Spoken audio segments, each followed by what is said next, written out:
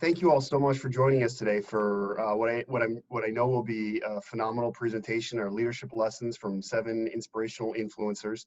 This is our first time doing this event virtually. This happens to be one of my favorite events that we run every year, and we typically have 7 speakers that each present 7 habits that have helped them become successful in life. And these can be personal habits and professional habits, things that have helped them on their journey in their leadership roles.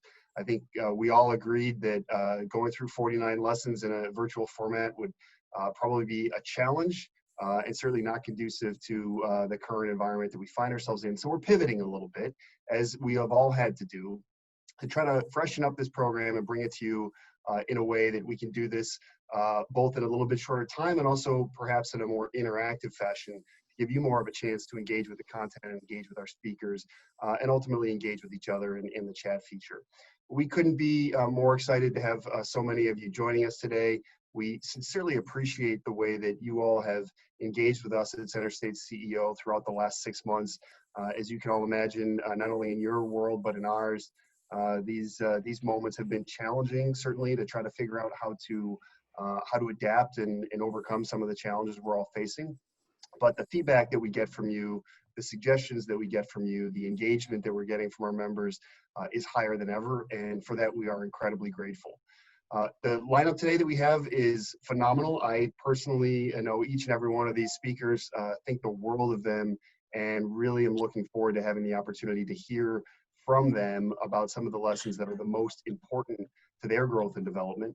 But I just want to take a moment and acknowledge that this program, I think for the last 10 plus years running, wouldn't happen if it weren't for the support of our presenting sponsor, D'Arcangelo and Company, and our friend and partner in that is Frank Squadrito, and I want to turn the program here over to Frank to say a few words. Thank you, Frank.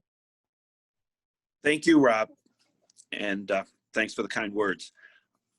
For the 10th consecutive year, D'Arcangelo and Company CPAs is proud to sponsor this always informative and interesting program. This morning, you're going to hear from 7 successful Central New York individuals. They'll share with you some of the things that they do, their leadership lessons, if you will, that have contributed to their success. On a personal note, I'd like to again share with you something I addressed last year at this event.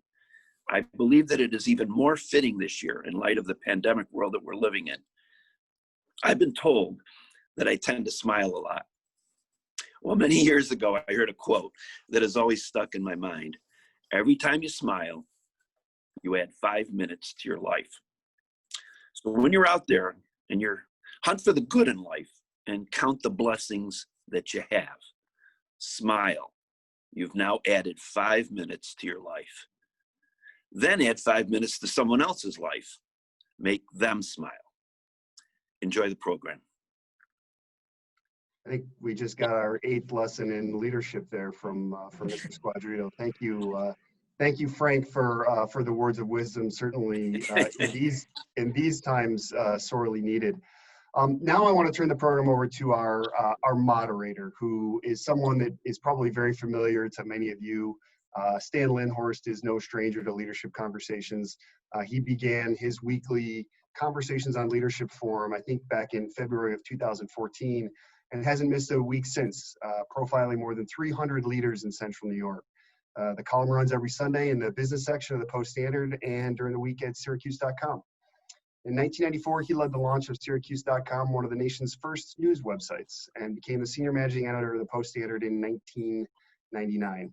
Now, Stan retired in 2017, but it has not slowed him down. He remains the president of the New York State Press Association and the Syracuse Press Club, and is an emeritus member of the Board of Advisors of the Syracuse University School of Information Studies. So please join me in welcoming my friend, our colleague, Stan Linhorst. Thank you, Rob. Thank you. I have one correction. I'm a journalist, so I have to say, I'm not the current president of those organizations, a past president. So, and I'm glad about that. Thank you, Rob. And as you know, I write that weekly leadership column, and I'll be moderating today, but it's really about all of you, the audience, as we get further into this. So I invite you to be using the chat function and to get questions ready for our panelists later on. So we have 7 excellent speakers today. Each will talk about a leadership lesson they have learned or developed in their careers. And we're looking for inspiration to build success in our own lives and careers. That's why we're here, right? So after the panelists speak briefly, each one, you in the audience will have an opportunity to interact with the speakers throughout those breakout sessions you heard about later. So write down your questions, get them ready to put in the chat. I know I will be. And you should have received the program emailed to you about today. It has our speakers' bios. I encourage you to follow along in the program to learn more about each of our speakers. But first, I'll introduce each one of them briefly. And it's now my pleasure to introduce our first speaker. That's Andy Brewer. Andy is president of Hueber-Breuer Construction Company. Andy represents the sixth generation of Central New York's oldest continuously operating construction company. He's an active member of the Syracuse business community and a proponent of diverse charitable and philanthropic causes, especially those that promote the Central Business District and downtown. He's a member of several organizations, the SUNY ESF Foundation Board of Directors, president of the Landmark Theater Board of Trustees, and he's previously served as chair of the Central New York Community Foundation. Andy and his wife live in Fayetteville with their children, Max and Willie. Please join me in welcoming Andy. Thank you, folks. Pleasure to be here. Appreciate it very much, Stan, and my thanks to the CenterState team, to Rob and Krista and Lisa and everybody else who's played a role in putting this together. So very pleased to be here. I've not participated in one of these before, but certainly very familiar, Stan, with your column and with all the good work you do in promoting leadership in our community. So thank you. We were asked to talk about a resounding piece of leadership advice we've received or developed. And I have a bit of a mantra that stems from an experience that I got to have in 2007. Some of you are familiar with the Rosamond Gifford lecture series. And they did that at the Civic Center, continue to, I guess, in better times they will continue to. But in 2007, one of the authors that they hosted was Norman Mailer, and he came with his son, John Buffalo Mailer. At the time, they were promoting a book that they had done, which was really a series of conversations that was held between them. And I had this really unique opportunity to interact with them because my friend Padma Patil at the time was working with the lecture series. And she and I had the pleasure of both retrieving John and Norman from the hotel, but then later taking them to the Dinosaur Barbecue for dinner and then back to their hotel. And it was one of the most special experiences of my life because there was a time in my life when I read books more than I read my phone. That is not the case lately, but Norman Mailer was always one of my most favorite authors. And as I was sitting there with him, I got to tell him that there was a passage in this book that he'd done with his son that really stuck with me. And it was they were discussing the differences or benefits between capitalism and corporations. This passage writes, there is, after all, a profound difference between corporations and capitalism itself, at least so long as capitalism remains small business. The small businessman is always taking his chances. He leads an existential life. He is gambling that his wit, his energy, and his ideas of what will work in the marketplace will be successful. He can be a son of a bitch, but at least he's out there in the middle of life. So I break that down into 4 factors, right? Wit, energy, ideas that work in the marketplace, and son of a bitch. That's one word. Factor 1 is wit. I try to never take myself too seriously. I don't think anyone should take themselves too seriously. So oftentimes, you know, that starts with me and occasionally in a self-deprecating manner, but I am very quick to try to inject, with various rates of failure and success, I try to inject humor and lightheartedness into business meetings or especially into interviews. You know, break the ice. Everybody's human. This meeting, this interview is never going to be the most important thing you face in life. So keep it lighthearted. Factor 2 is energy. You know, this one goes without saying. Energy and attitude is absolutely the key. My favorite scene in Ferris Bueller's Day Off is Ben Stein standing in front of that classroom and he's saying the anyone and talking about something DOO economics. I'm sure you all know the scene. No one will ever be inspired by that monotonous trip trying to, you know, be the advocate, be the cheerleader, lead the charge. You need to approach your life with gusto, right? And especially as it relates to problem solving. Our business, my business, construction management, frankly, anybody could do our job when things are going right. But the reality is that the reason we are needed in the first place is because it doesn't always go right. We're constantly dealing with the individual that didn't show up, the material that didn't make it to the site, the challenge with the utility, whatever it is. It's an industry of plan Bs. And if you don't approach your life with that energy and attitude that you wake up in the morning knowing you're going to have to fix things that day, you're going to have to make decisions that day, you're going to have to assess the problem, make a decision, and act on it, right? That's the energy and the attitude that go into problem solving, and that's what differentiates us as leaders. Warren Buffett said it well. One's objective should be to get it right, get it quick, get it out, and get it over. You see, your problem will not improve with age. I strongly agree. And another part of having energy is promoting wellness. Wellness in the physical sense. I'm a real work hard, play hard kind of guy. I really promote my employees and my family staying physically active. I think that's a big part of it. And wellness in the community mindset. Get involved in your community. Keep your finger on the pulse of what's going on in your community. Find what's passionate for you in your community. That's all part of wellness, right? But I always try with coworkers, with clients, I try to understand what gives them energy. What are they passionate about? How did you spend your weekend or your holiday or your vacation? When you learn what people are energetic about, you can leverage that energy. Factor 3 in Mr. Mailer's passage, ideas of what will work in the marketplace, right? Creativity, innovation. Peter Drucker, certainly one of the best philosophers, I'll say, of modern management methodology. He says, because the purpose of business is to create a customer, the business enterprise has 2 and only 2 basic functions, marketing and innovation. Marketing and innovation produce results. All the rest are costs. Marketing and innovation produce results. All the rest are costs. You know, everything that we do in our business is the question of the worthiness of the pursuit, right? Is the juice worth the squeeze? How do we differentiate ourselves from our competition? What's going to be the tiebreaker in the analysis? What's important to our client? When I think about what I manage, what I do every day, I manage 3 things. I manage budgets, I manage schedules, and I manage client expectations. And really the last is the hardest. And it's the hardest to teach, right? It's those the emotional intelligence, the sensitivities, peripheral influences, tact, soft cues. These are the things that make business an art and not a science. So we find that, you know, the flexibility, the ability to reinvent or expand our market, that's all creativity.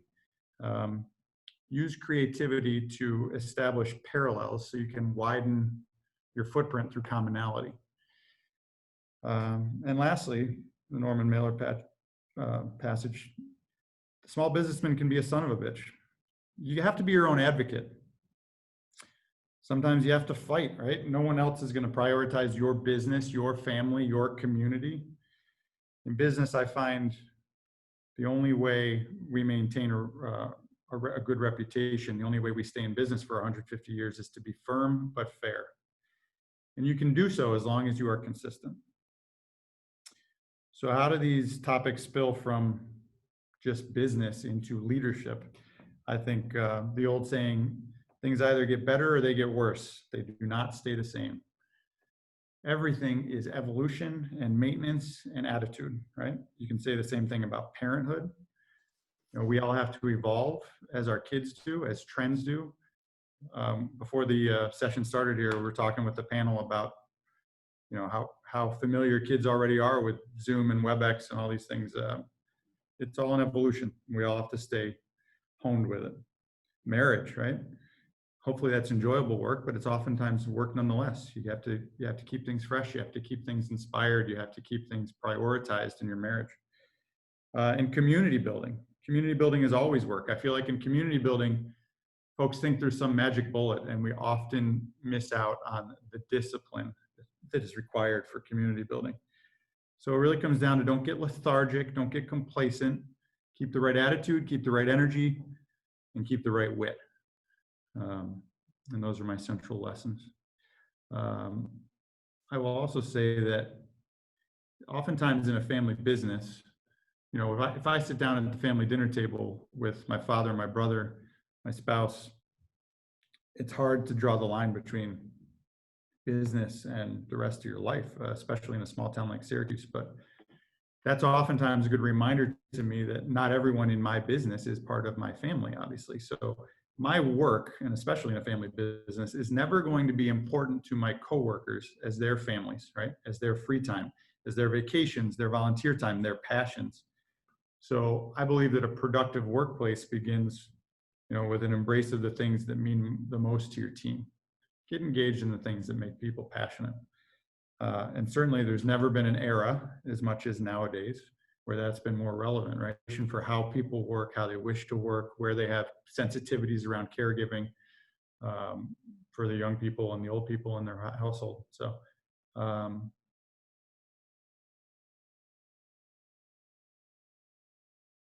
you'll get great workers in the office. Thank you, Andy. Thank you very much. Appreciate it.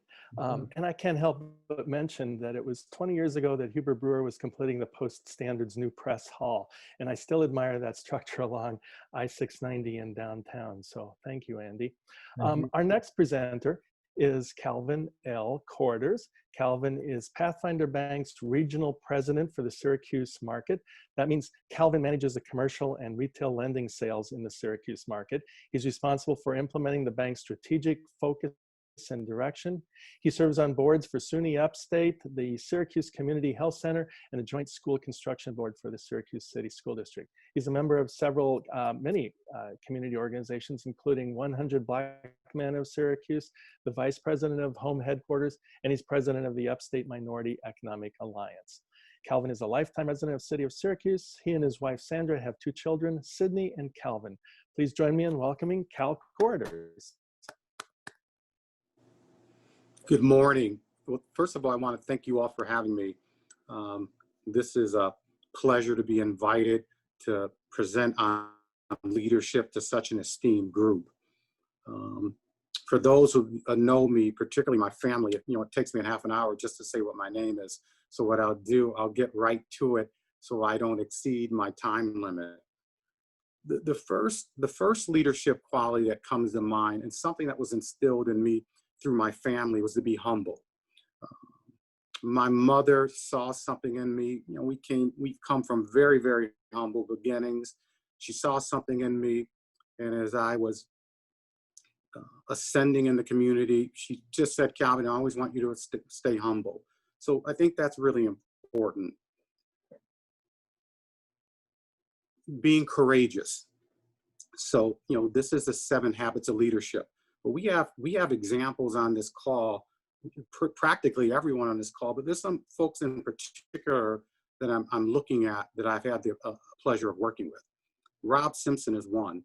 You talk about being courageous. Andy mentioned this incredibly difficult time that we've been going through for a whole host of issues. And Rob has been inspiring, very courageous with his efforts with his team, with CenterState CEO, navigating some of the social unrest, some of the health issues that we're dealing with, some of the economic issues. So, Rob's a great example of that. I know Ann Messenger is on this call. Ann Messenger is another example. Is a coach working with women executives.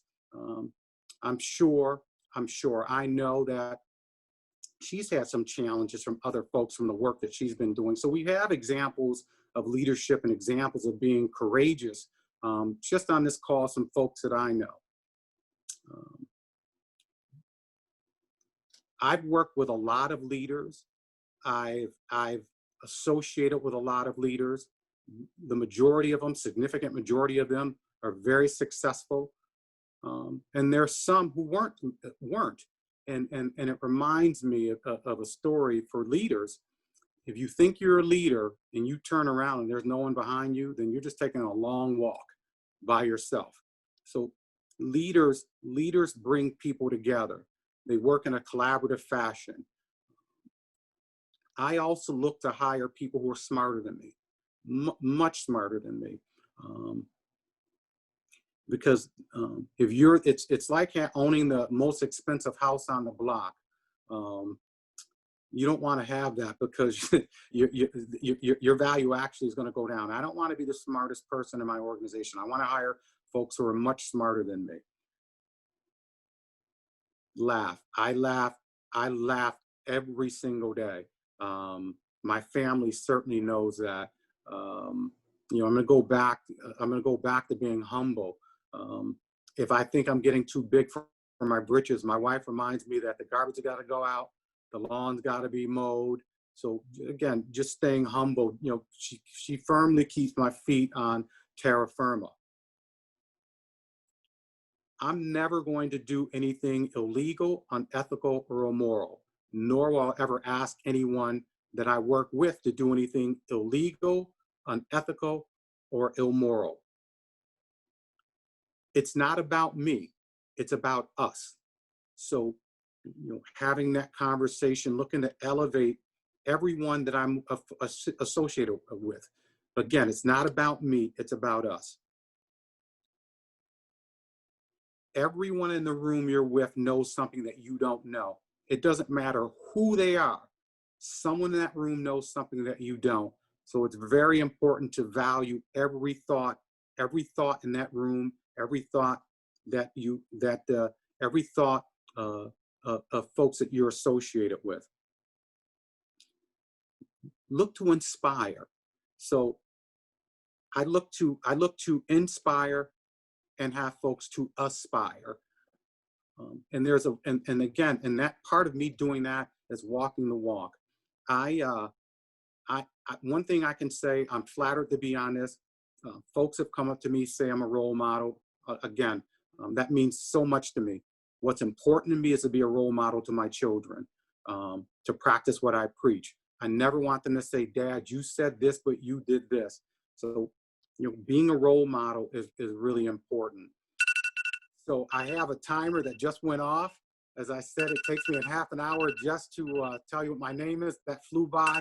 I'm going to stop because I would take everyone else's time. But once again, thank you for having me. Thanks for having me, and I appreciate this. Thank you, Calvin. Thank you. And thanks for the timer. I got to tell you, our next speaker is Stephanie Crockett, and she had told us as we were getting ready, she uses a timer at meetings when people have a 3-minute or so introduction. So I'll introduce Stephanie now. She's Executive Vice President and Managing Director of Mower. At Mower, Stephanie is responsible for growth, culture, and advising department heads on leadership matters and elevating client service.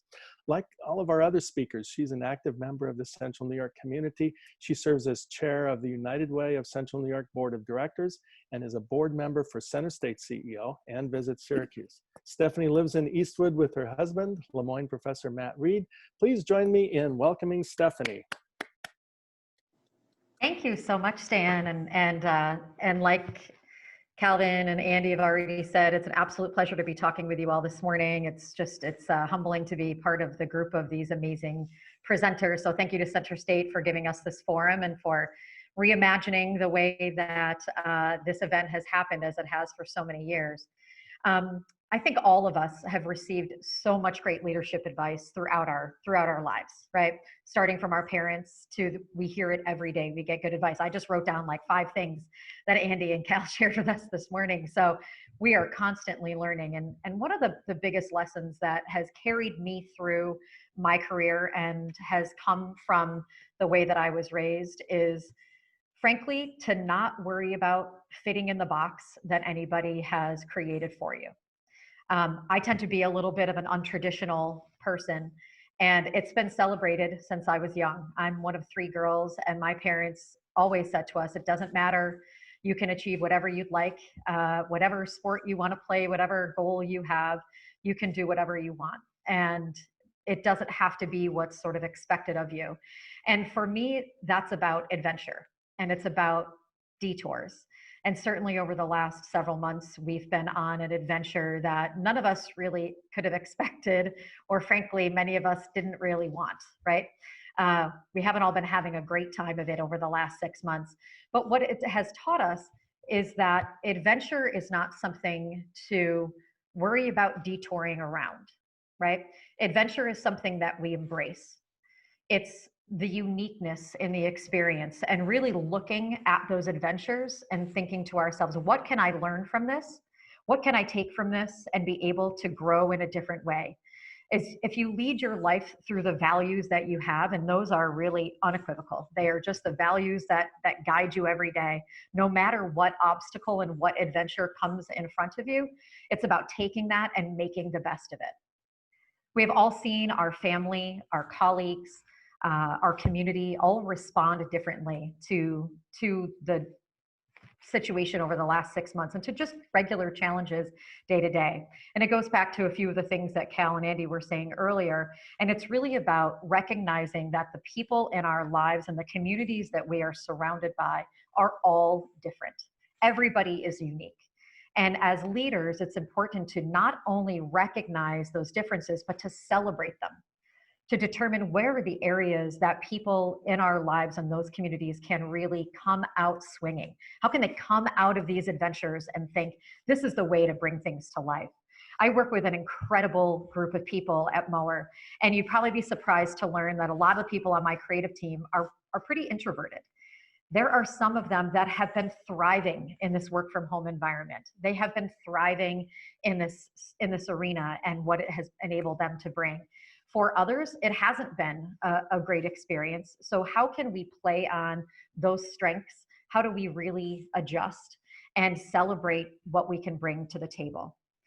So when it comes to that, it's really about having a goal, a long-term goal, but being able to be flexible, being able to really understand the differences in folks and celebrate those, and not worrying about the labels and the specific boxes that people would put you in or expect that to be in. One of the lessons that I've learned, and many of you may have heard of this before, everybody is familiar with the golden rule about treat people as you'd like to be treated. And somebody introduced me about a year ago to the platinum rule, which is treat people how they want to be treated. And it's not about your own values. It's not about your own goals. It's really about understanding what is going to motivate them and going to make them better. I think one of the things we can all certainly relate to is that leadership is not easy every day. I make mistakes every day, and I learn something every day. Leaders are human. Heroes are human. Some of the heroes that we probably all recognize, we've lost several in this past few months. John Lewis, Chadwick Boseman, Ruth Bader Ginsburg. These are heroes, but their losses show us that heroes are human. And there is so much to learn from those individuals, but it's also to tell us that we can all be leaders. When you talk about supporting community, there are so many kinds of community in our lives. Our family is a part of our community. Our colleagues are our communities. The nonprofits that we participate in are part of our communities. Our hobbies and groups that we connect with. And there are leaders in all of those groups. It's not a position. It's not a title. Leadership is about being able to recognize those around you and give them what they need, helping them to get where they go, removing those barriers, and able to help them achieve their goals. So I just want to leave you with one quote, and I'm sure many of us have learned so much and seen so many amazing tributes to Ruth Bader Ginsburg over the last several days. And one that really stuck with me is that Justice Ginsburg said, "If you want to be a true professional, you will do something outside yourself, something to repair tears in your community." She went on to say, "That's what I think life is. Living not for oneself, but living for one's community." And that's my lesson. Thank you, Stephanie. Thank you very much. The platinum rule. Oh, I love that. Thank you for telling us about the platinum rule. Next up, we have Andreas Frank. He's the president of Frontline Care at Hillrom. Andreas joined Hillrom in 2011 as Senior Vice President of Corporate Development and Strategy. Most recently, he served in the additional role of Chief Transformation Officer. He also serves on CenterState CEO's Board of Directors. Please join me in welcoming Andreas. Thank you, Stan, and thank you, Rob and Frank, for putting on this great event and inviting me here to share a few thoughts with this great group. I love what I've heard already, and there are a lot of the things that Stephanie and Calvin and Andy mentioned that really resonate with me. As you can probably tell by my accent, I'm not from the US originally. I grew up in Germany, just outside of Munich, but I spent all of my professional life here in the US, living in DC for 10 years, moving to Chicago, and most recently with my wife, Meredith, and our 3 girls, we moved here to central New York, and really love it here. A lot here reminds me of where I grew up back home in Munich. So it's great to be here. What can I say about leadership? I did not grow up with a role model and I didn't have a mentor, someone who took me by the hand and gave me sage advice and told me what is leadership, quote unquote. In fact, when I grew up in Germany, leadership probably wasn't a topic and isn't a topic that was talked much about, if at all. But I was fortunate in the sense that I met a number of people along my journey, both in my personal and in my professional life, that were willing to take big risks on me.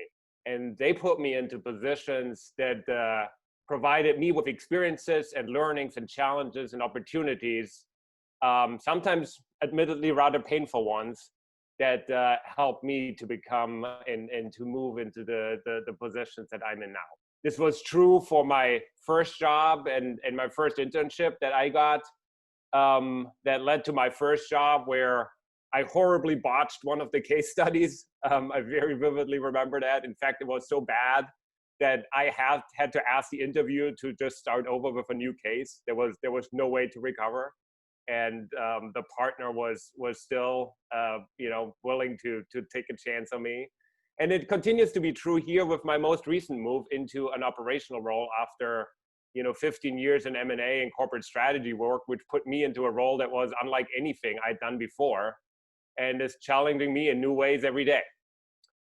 So along my journey, the one leadership lesson that really stands out to me that I'd like to share with you is the importance of getting uncomfortable.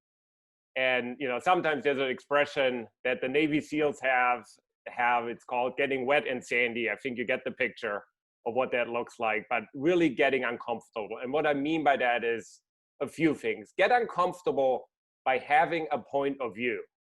This is advice I received really early on in my career from a senior leader at Danaher.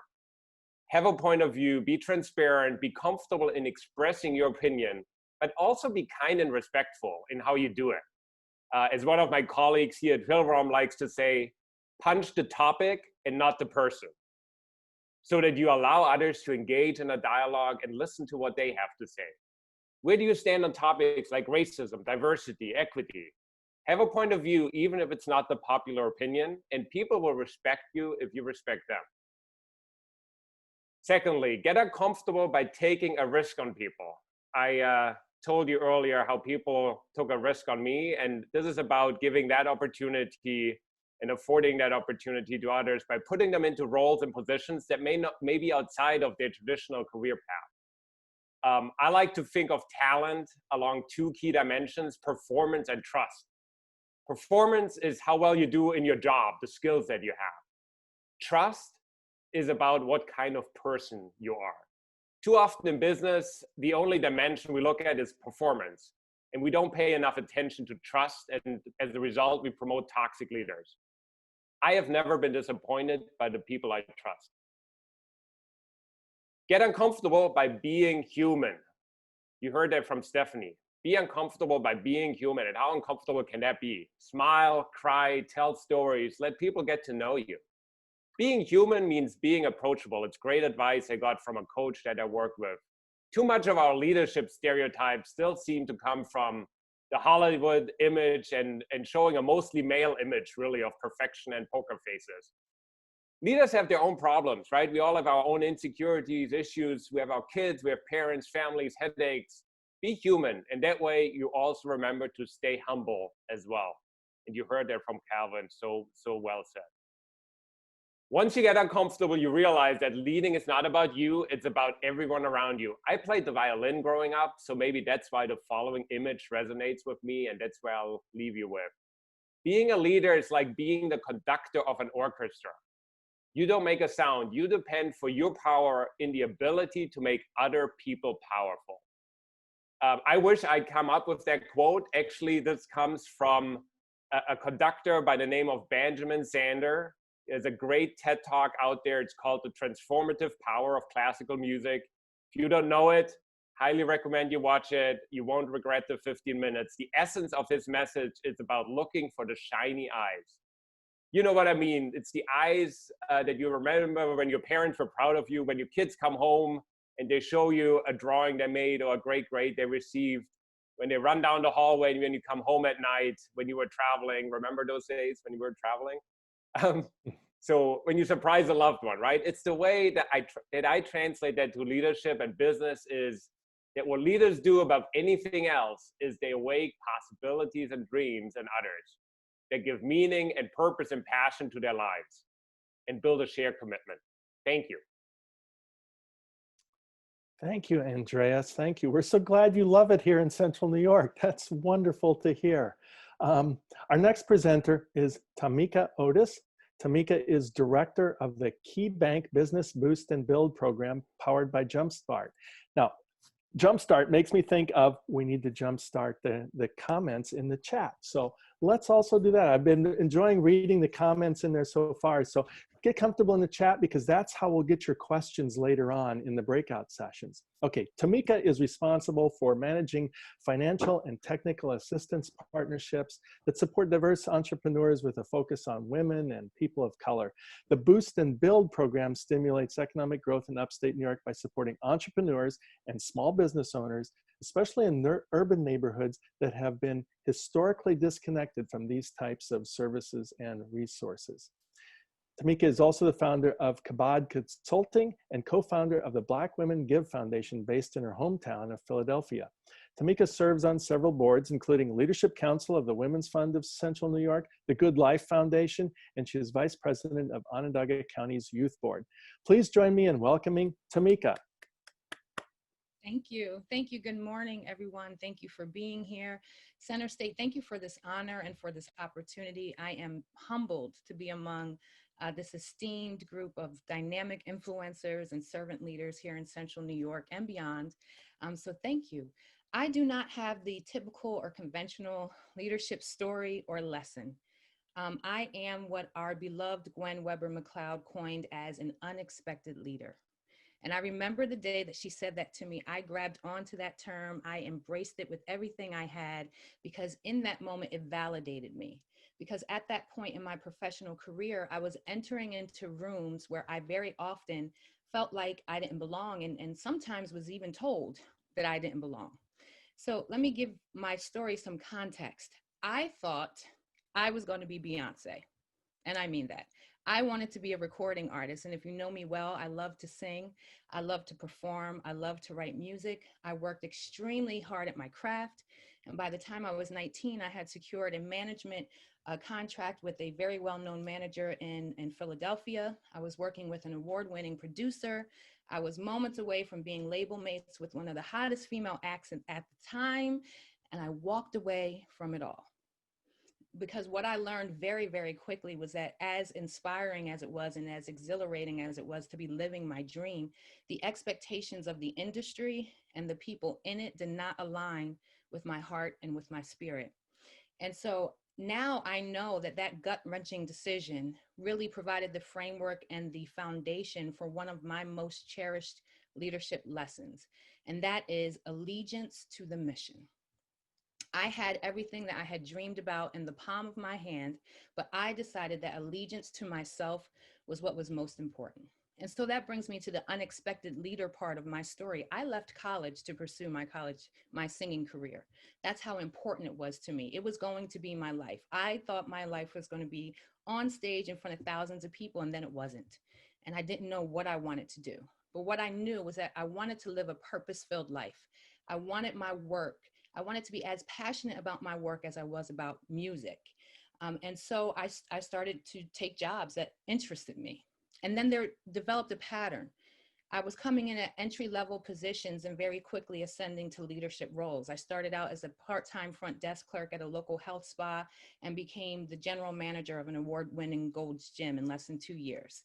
I was a temp secretary for the University of Pennsylvania, and in less than 6 months landed a permanent position as a legal assistant with no legal background in their Office of General Counsel.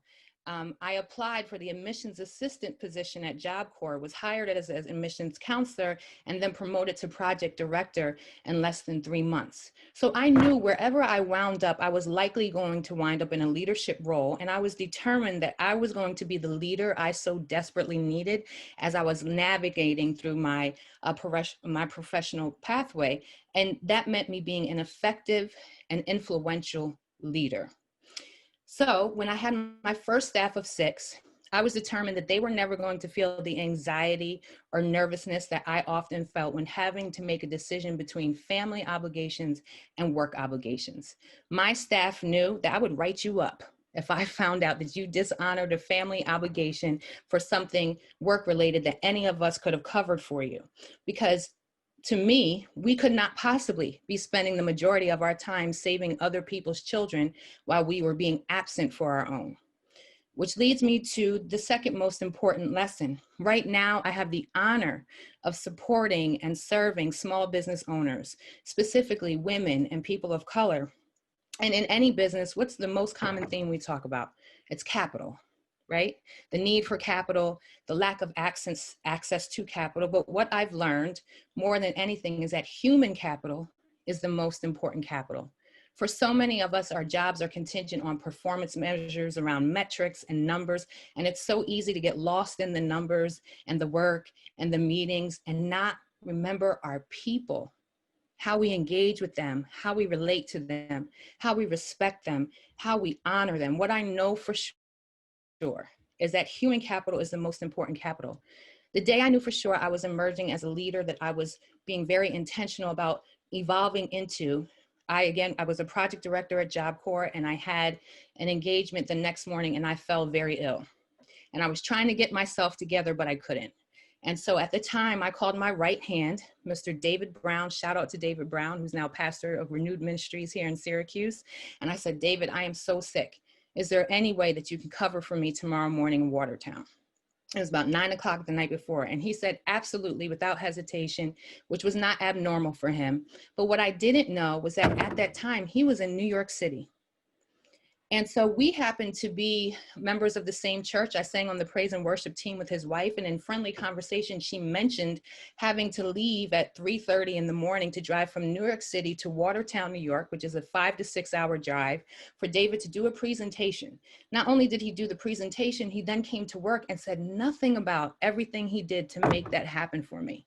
So obviously when I found out about it, I ran into his office and I said, David, I had no idea you were in New York. I would have never expected you to do that. Why did you do that? I am so sorry. And I'll never forget, he turned around in his chair and he looked me square in the eye and he said, I didn't hesitate because you never hesitate for us. I know for sure that if I was in the same predicament, you would do the same thing for me. And to this day, David may not realize what those words meant to me, but it meant that my influence was positive. It meant that allegiance to the mission for him was as important as it was to me. So in the very short time that I have with you today, those are the 2 most important leadership lessons that I'd like to share with you. Number 1 is allegiance to the mission at all costs. And number 2 is that there is no capital more important than human capital. How you treat others and in turn how you are treated is a direct reflection of the leader that you are. Do you want your legacy to be about the awards you won or about the people you empowered? Thank you very much. Thank you, Tamika. That was terrific. I love that story about your pastor, and it reminds me how important stories are. As in leadership, we want to influence people. We want to be transparent. I think it was Andreas who said, you know, we want to have a point of view. That shows a point of view, and it's expressed eloquently. Thank you. So next, let's go to Sheena Solomon. She is Executive Director of the Gifford Foundation. At the foundation, Sheena has focused on expanding its community impact initiatives, and she's fully engaged in racial justice and equity. She is a graduate of the PLACES program. PLACES stands for Professionals Learning About Community Equity and Smart Growth. She serves on its advisory board, and she also serves on local and national boards, including You Can't Fail, which we just heard about, the Syracuse Economic Development Corporation, and the Near West Side Initiative. Before joining the foundation, Sheena spent several years working at local nonprofit organizations, and she was essential in the creation and implementation of Gifford's citywide initiative, the What If mini grants. Please join me in welcoming Sheena. Good morning, and thank you so much. I'm going to use a timer as well. I am honored, absolutely honored to be here this morning, particularly as Tamika mentioned, I am definitely not the traditional leader, but definitely the unexpected leader when I'm sitting at a table, whether I'm invited or whether I bring my own chair, right? So absolutely. Gwenmara McLeod is also a huge mentor to me, who says that you cannot be a leader alone, which is really important. It is really important to have a great team.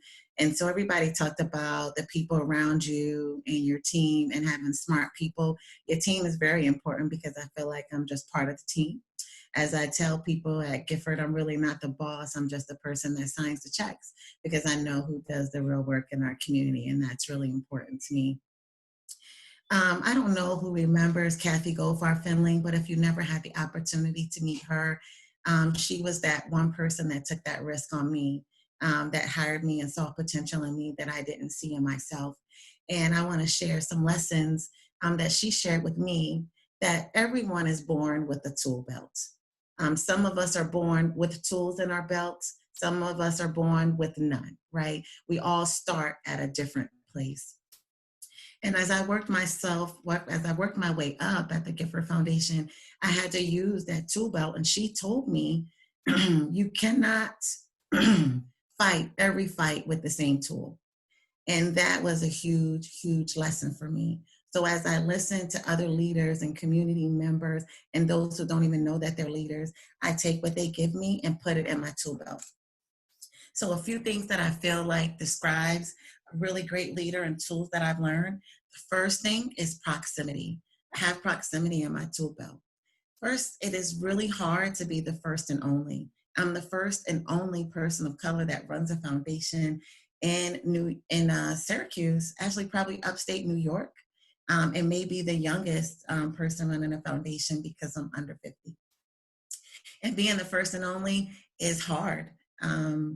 Because you feel like you have so many people dependent on you, and especially when you don't necessarily consider yourself to be a leader, but everybody's telling you that you are, because some people are chosen for leadership and some people work really hard at it. So proximity is really important, because even though I fund nonprofit services, some of those services are things that I've had to use in life.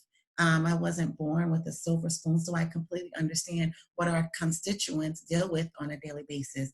So it's important to me to talk and relate to real people. So proximity is important. Empathy is another thing that's very important. A lot of people say that empathy makes you weak, but actually it makes you very strong. To have the ability to connect with others and understand where they come from and being willing to put their shoes on to see how they feel. Vulnerability. When I Google vulnerability, it sounds so bad, like you're opening yourself up for risk. You're making yourself a target. But at the end of the day, it's being willing to say what you have to say, regardless on how people feel, because sometimes people just need to hear it.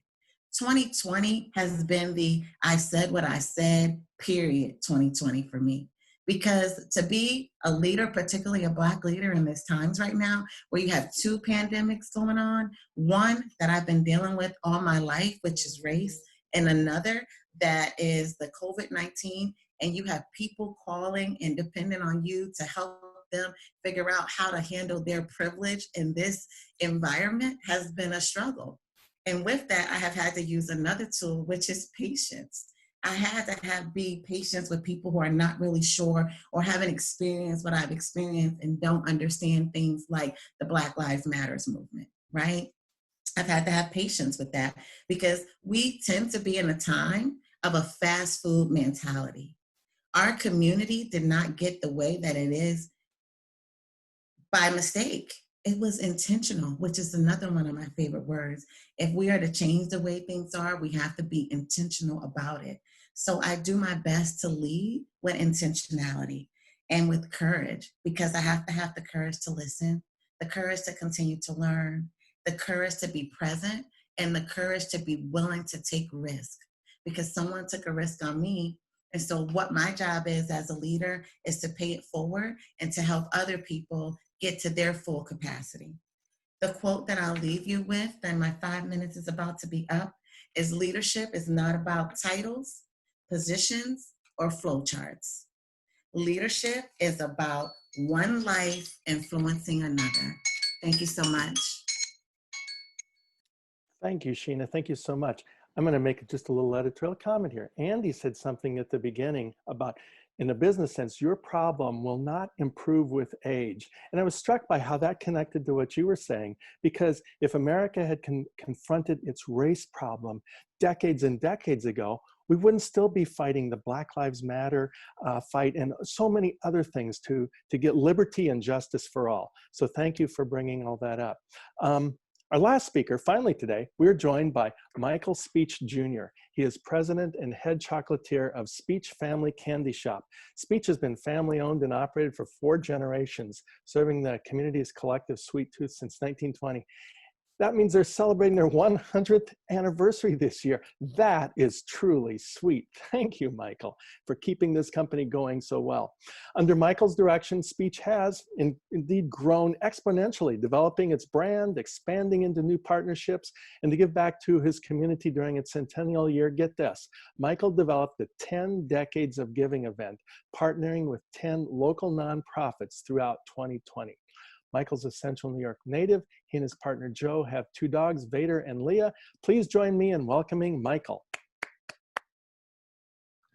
Thank you, Stan, and thank you to CenterState CEO and D'Arcangelo and company for inviting me to be a speaker today. I'm truly honored and humbled, along with all of my peers that are speaking today. Unfortunately, being last, I believe that most of the lessons were given, but thankfully, I always over-prepare, which would probably be a good lesson for leaders, is to be over-prepared for basically anything, because you never know what's going to happen. One of the biggest lessons, I think, after running a business, a family business for so long, is learning how to manage that family and employee dynamic. For me, it's really finding that balance that has been truly one of the most difficult things for me. You know, are you my sister or are you my manager? And or are you a ZipRecruiter employee that becomes family because you become part of my organization? Truly, one of the biggest things for me whenever I hire someone is making sure that they feel welcome, because this is my home. This has been a family organization. We've been running for 100 years, and we want to continue that motivation and that progression. And the only way we can do that is to instill the passion that I and my family feel as much as we can into every person that walks in my door who has a name tag on that is representing us. It's something that you have to do individually. It takes time and patience. And it's truly something that I feel makes you much stronger, because people see you not just as a boss, someone that you have to, like, you know, almost make time to spend time with. It actually makes them relate to you directly. Delegating the responsibilities for each person is another big lesson. Making sure that when a person walks in, they might have their own strengths and weaknesses, and they know what those are. But utilizing those strengths for your business and having them feel confident as they move forward is truly, truly great. And not focusing on those flaws, not saying, oh, you're not doing that right, but more like, you know what, I like the way you're doing this, but let's find another way that's more productive. Keeping that mentality for everyone that walks in the door is truly, truly important. Another thing that might sound a little odd, especially with COVID going on, is sometimes stepping outside of your business. We as leaders, I think, find ourselves aligned with so many other organizations and other great local businesses and other great organizations. And I think for all of us as leaders, we need to take a step away sometimes from our business. And I think by stepping into one of those other places, even if it's something like bar backing at your friend's restaurant, something like that on a random Saturday can make a world of difference because you see their leadership skills and their style. And sometimes it's something you can utilize for yourself. It's learning by proxy, basically. And it's really interesting because maybe the way I'm treating my staff isn't the same way my friend who owns a restaurant is treating her staff, but maybe I can pull something from that and actually utilize it in-house here. I think it's probably one of the best things you can do is learn from others. And even in this room right now, we have so many amazing people who are interested in learning out leadership skills. You might have skills that we as leaders need. So it's a great way to keep that conversation going. You're always learning as a leader, and make sure to take time to actually really learn and dive into a new idea or a new prospect or a new procedure or a new process. It's something we all should be doing. Finally, and I'm going to say this because it's a little cliche, but leaders, you need to take time for yourself. I mean, we are wearing so many hats. You got the executive hat, the PR hat, the AP hat. You know, you're doing a little bit of everything at that high level. But the best way to say it, and this is, again, a little cliche, we're at the top of a hill when we're a leader. And unfortunately, shit rolls downhill. So if we're dealing with something, like whether we're overtired, overworked, frustrated, angry, everyone below us is going to feel that. And it's something so basic that we sometimes forget that. So when you walk into an office and you're working on a project and you're just downtrodden and worn out, everyone around you feels that energy, whether you want to believe it spiritually or just your posture and your, you know, the way you address people. You need time just like everyone else needs time. So my suggestion is take an hour out of your day to do something that is not your business.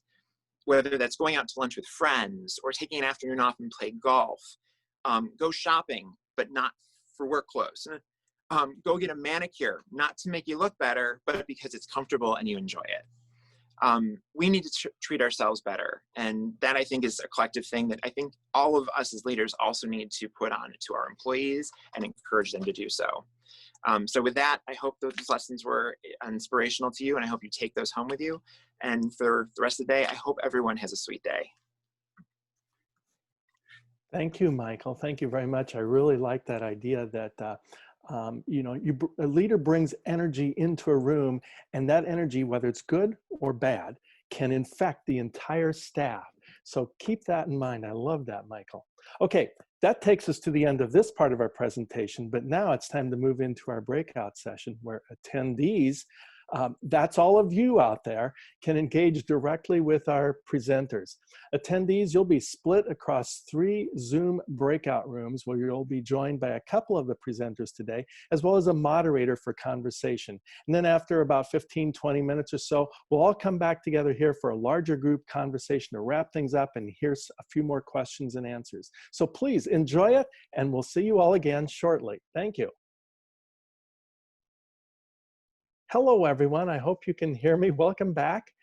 Somebody give me a heads up if you can hear me. If the main, all right, there. Thank you, Rob. So I know our session just flew by. The conversation was very good.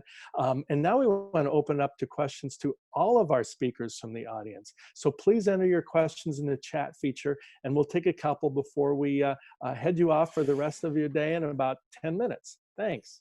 All right, let's get some chat questions going. Oh, I don't know if I can keep up with them. Oh, thank you. Let me scroll a little bit here. Oh, I like this. It really makes a difference when you work for someone who really cares not only about you professionally, but personally as well. Well, thank you for that. Here's a question. What are some of the habits you incorporate into your daily lives to prepare yourself for success? Which one of our panelists would like to talk about those habits for daily success? I'll take I'll do a quick response to that, Stan. So 2 things. I start my day singing. every day. It's my favorite thing to do. I am not recording artist worthy, Tamika, but but my poor colleagues can really attribute to that or understand that I sit in my office usually doing something, writing emails, what have you, and I am like belting it out. It's just a way for me that I start my day on a level. It's my favorite thing to do. Just gets my head straight. Depends on the day. It might be like hip hop. It may be Broadway. Whatever it is that kind of gets me in the right mindset. Throughout my day, one of my biggest struggles is as a person and as a leader is I tend to be a little impatient. And so it's something that I have to constantly work on. So I do a lot of deep breathing when I can feel the sort of like temperature rise and my blood pressure go up a little because of, some frustrating email or whatever it is. I spend a lot of time doing deep breathing. I'm not like a great meditator, but it is something that's really important for me to just kind of make my way throughout my day and keep me level. I'll go next. What I do every day, I make sure I find something to laugh at. I laugh every single day. So I get up in the morning. So let me digress for a second. I'm a very, very pragmatic person. And much like Sheena, as I said earlier, came from very humble beginnings. So I'll look at a situation. I'm very level. I don't get too high. I don't get too low. With the exception of death, you can pretty much come back from anything. So, I try to keep things in perspective. What's the worst thing that can happen? And I address things from there. So I work out in the morning. I'll listen to something. I'll sing as well, to the detriment of my family. I'm sure my wife has thrown a couple of things at me. Fortunately, her aim isn't good, but I always find something humorous to laugh at, to keep me very level. I will say two things. Number one, I am a list maker. I'm an old school yellow pad. Here's yesterday's list, right? Yep. And while I do that every day, that I've had to instill is waking up every morning and knowing you have to have the patience and flexibility to know that you're not going to get through a third of the things on that list today. Your life is going to need to be flexible today. There's going to be problem solving that needs to occur today. There's going to be distractions. So expecting the distractions, expecting the flexibility, expecting the problem solving, for me, that did a lot for my psyche and my attitude to start to make that change. I have another. Oh, go ahead, Tamika. Oh, yeah, I do a few things. I start my day with music. There's a song called Amazing God that I listen to every morning because it reminds me that regardless of what's going on, God is still amazing and working on our behalf. I also start my day with a grateful heart. The first words out of my mouth every morning are thank you. Thank you for waking up. Thank you for my home. Thank you that my children are safe and happy and comfortable. And then I set my intention for the day. Who do I want to help today? How can I empower someone else today? What am I going to do that's going to be, fulfilling for me, but helpful to someone else? And just setting those intentions grounded in a grateful heart is how I start my day. Terrific. I have another question I want to work in.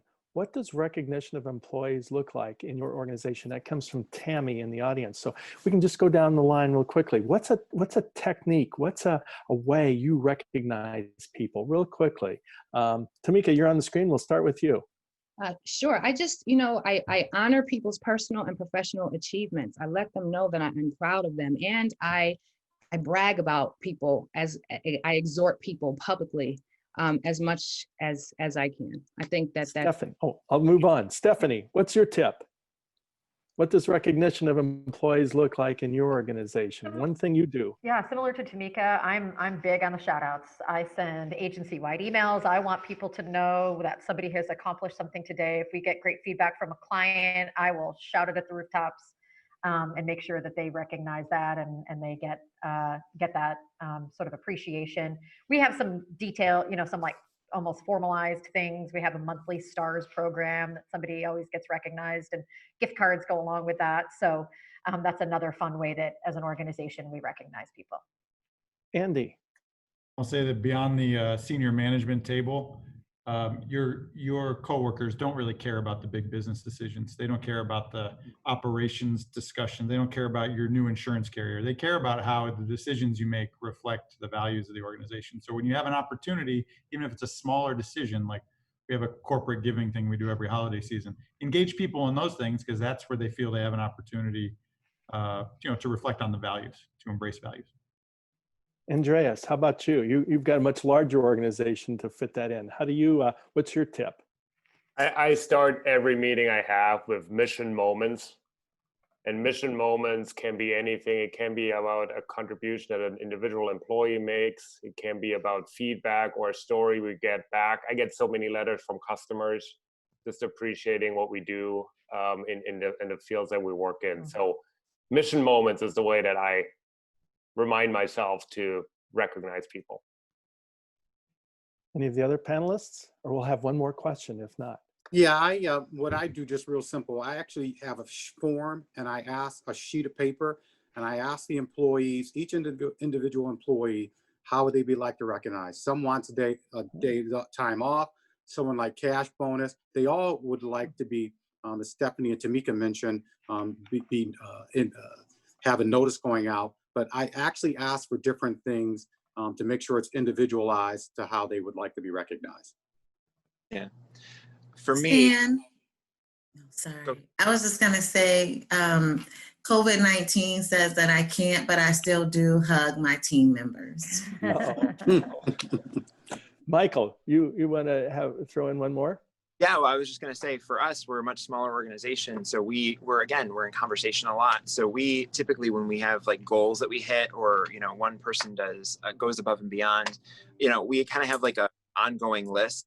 Normally my sister keep it going with, like if someone mentions something they want to do or a place they want to go, and they hit those goals, like I'll go out and get them that special thing, like a $50 gift card to the one restaurant they want to go to, or, if they, they were looking at something online and showing us, oh, I really love this, I mark that link down and we order it for them. It's that kind of little thing, because it ties into the fact that we actually do listen to them and we actually are acknowledging their importance. Terrific. Well, we have about 2 minutes left. So if this were a game show, I'd say this is our lightning round. And for our lightning round, I'd like to ask each of the panelists sort of what book or books you're reading right now that can apply to leadership or business success. So Michael, you're on the screen. Do you have a book you're reading right now? For leadership success, not so much, but I am reading How to Get 1 Million Followers on Facebook in a Month. Great. Who's next? Tamika, you're on the screen. Go. I love Brene Brown, and I'm reading a book called Dare to Lead that I often refer to. Brene Brown, Dare to Lead. All right. Who's next? Stephanie, I see you there. Oh, I always dread this question because I'm actually not a big book reader, but I read the news voraciously. But the one leadership book that I have found to be really helpful for me, and it's actually sitting here on my desk, so I'll reach over and grab it. It's Emotional Intelligence 2.0, and it's something that I reference for myself on a regular basis. But I'm with Tamika. I'm a huge Brene Brown fan, but I go TED Talks with her. I'm a video girl. Great. Sheena. I'm currently reading The Power of Positive Leadership, which is what we're giving to our Nourishing Tomorrow's Leaders class, thanks to Ms. Sharia Walker. Terrific. Calvin, I don't think I asked you yet. Not a leadership book. I'm actually reading Howard Zimm's A People's History of the United States. So terrific. I think it's important. We have to know our past before we can go forward with our future. I don't think I asked you, Andreas. What are you reading? Or Andy? I'm not reading any inspirational stuff other than my phone lately, but I am reading a great fiction book that's probably a couple decades old called The Memory Police. It's by a Asian author named Yoko Agawa. Great. Sorry, Stan, I was on mute, just like Andy. I'm not reading anything inspirational, but a really great book that I'd read in the past is called Talking to Strangers from Malcolm Gladwell. Terrific. Can I also add, to touch on Tamika's gratitude comment in her last question? if folks have never heard the Denzel Washington graduation speak where he starts with saying thank you, the gratitude part of it, you listen to that like on the treadmill or on the Stairmaster in the morning, you will get going and you will seize your day. And it's a 2-minute blast. That's great. Thank you. Well, I Awesome. think we are at the end of our program, so I'm going to toss it back to Rob Simpson if he's there. Rob, are you there and can give us sort of a valedictory speech? I am, and thank you, Stan. Thank you to D'Arcangelo and Frank Squadrito and our media sponsors of the Central New York Business Journal and News Radio 570 WSYR. You know, this has been a great program. Thank you to all of our speakers. So many good kernels here. You know, I keep every one of these. I keep a list of notes of things that I just jot down that are impactful to me. You know, I heard some common themes today about you know, the platinum rule. I think Stephanie said very eloquently about how we treat people being so important. Calvin talked about how we empower them, right? How we pull out the best of others. How we learn continuously from the people who are around us and draw inspiration for them. How we are intentional about everything we do as leaders and how that sets the stage for what people beneath us, working with us, our peers and our colleagues bring to the table too. Make time for yourself, right? Especially now when things are hard and they are stressful and they are frustrating. Make time for yourself so that you can do what Andy talked about. Bring the energy, bring some enthusiasm, get up ready to take on whatever that challenge is and tackle it, knock it down. You know, this is, you know, it's cliche at this point, these unprecedented times, but truly and honestly, this is unlike anything any of us have ever seen. You know, for me, one of the books that I'm reading right now, I'm actually rereading a book called Difficult Conversations, which is a great book on leadership by Doug Stone that really unpacks the challenges of having emotionally charged conversations, particularly you know, in this moment, very apropos around the conversations we're having around race and inequality in our corporations, in our workplace, in our communities. And, you know, it's those little steps that we all take every day, like showing up today to learn some new tools, to get better as leaders. That's the most important thing. You guys are all amazing. I love this community so much. Thank you all for joining us, and we look forward to doing this again. We look forward to doing this again with you sometime soon. Thanks so much, everybody. Thanks, everyone. Thank you. Have a good day, everyone.